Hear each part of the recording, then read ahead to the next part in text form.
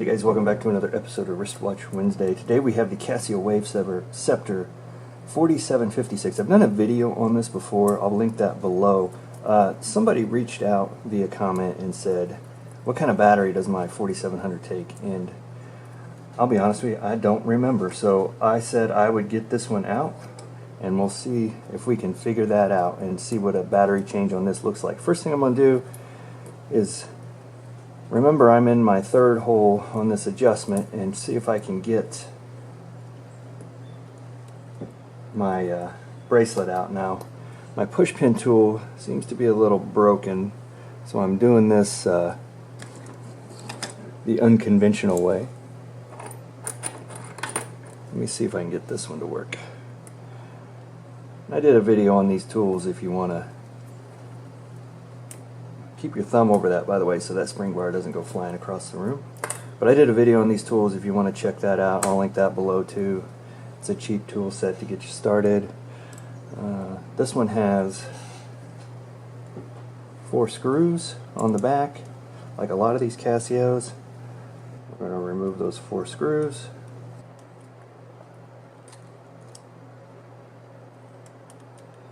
I've also got a lot of comments on this one on how you set the time. I think I'll do that in another video. That one took me a little bit to figure out. Okay, once you get this off, you can see right here is the battery. And let's flip this around to see. It says you may have to short to get this working after replacing the battery. So it says contact the AC contact with a negative using tweezers for 2 seconds. So remember that when you're changing this battery, that could be something you're going to need to figure out.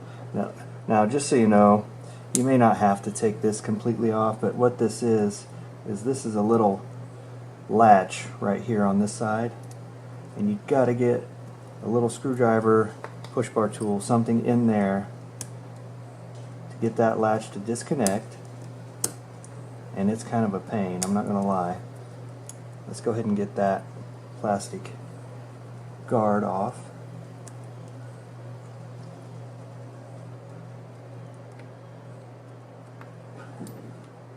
I'm going to try not to get my head in the way. Pulling the whole movement out. Be careful not to do that. You got to push it back in, make sure your pushers are lined up. There we go. So you can see that's a latch. It just fits down on there. And then your battery oftentimes will stick to that paper. But it looks like this is a 1620 battery, for those of you wanting to know. So I'm going to go ahead and put that back in because I just changed this not too long ago, so I know it's good. And then I'm going to get my latch pushed back down, which is going to be fun. Okay, we've got the latch pushed back down.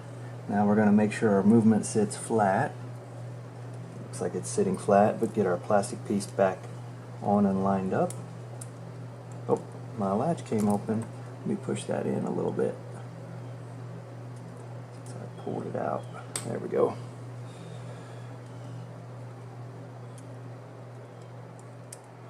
Okay, and then let's flip that back around where we had it. We are not moving, so it looks like we will need to short ours. So let's see if we can find that short point. Take that plastic back off. I'm going to reach across here and get my tweezers. Okay guys, I am struggling with this one a little bit. But right here's our AC. It's going to be hard for you guys to see.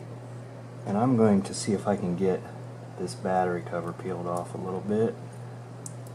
And see if I can contact AC in the battery and see if that works, because I'm not finding the negative. I see it says negative over there. Nothing.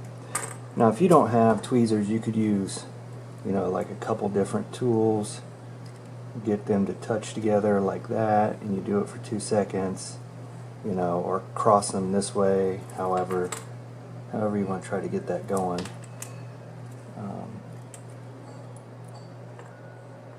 That's not working either. Let me see if I can see in here really good, because it says right there is my negative, but I see no contact near it, so maybe they're just saying from here to here.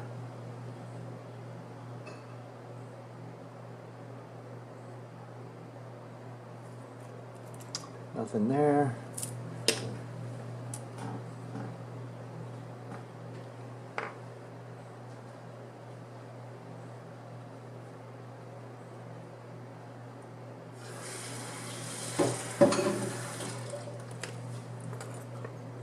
There we go.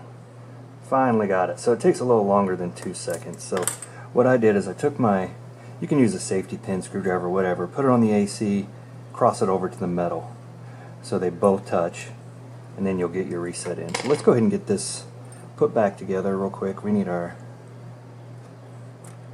go back this way. This is where we were when we started. And then I need to line this stuff up. This one was up here. That just basically goes into the battery outline. And we're going to put our cover back on. We're going to make sure that is all in place. We're going to just double check our movement. We're in by the pushers. We look good there. And we're going to drop our screws in. I always do mine on these microfiber towels so I don't lose my screws, because these things are a bit unwieldy for people with large fingers, myself included. And you want to make sure you get that one tightened down, because there is a gasket in here, so you don't get water in your watch. And I really like this watch. It's a very nice, got a great bracelet on it. I don't know, in the last video I think I complained about the Seikos and the bracelet popping off all the time, and this one nice and strong. Love these Casio watches. Who doesn't, right? I mean, if you're watching this video, you probably love them too.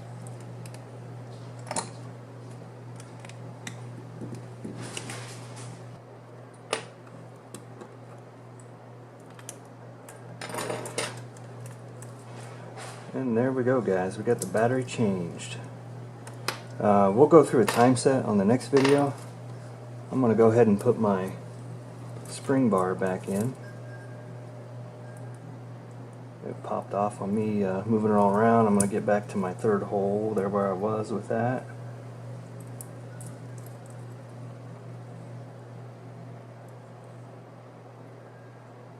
Oh, sorry.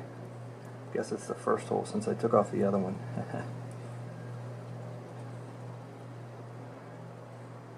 Now this is where a spring bar tool comes in real handy.